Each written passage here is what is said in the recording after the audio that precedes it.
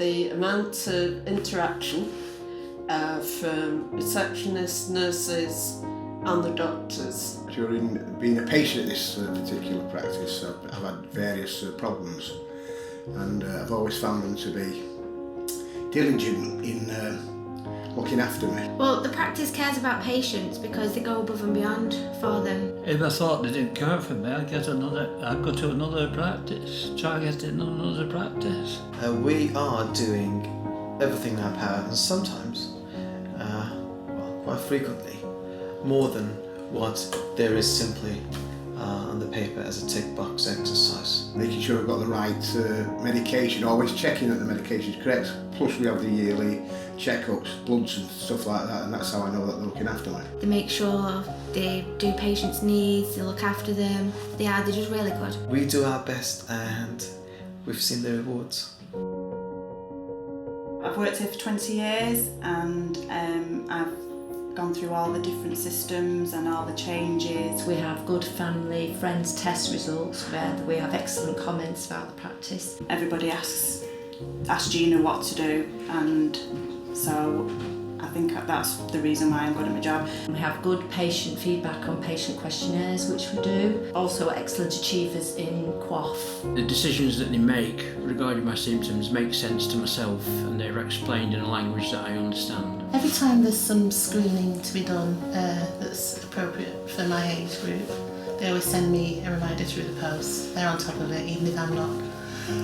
Regular medication reviews, regular chats. I can ring him and ask for a telephone consultation, and he's always there.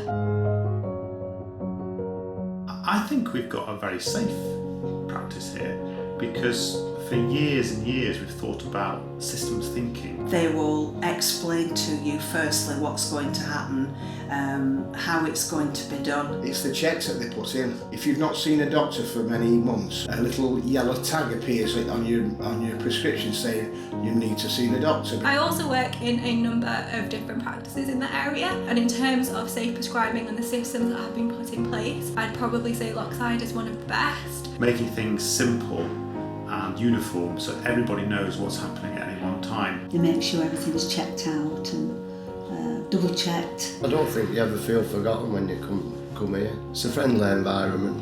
I've never feel intimidated. Here, it's really good in the sense that there's literally no discrepancies in it. It just carries on, and it's upheld day. So you don't have a bad day because it's just carried through every single day, which is brilliant here, by the way.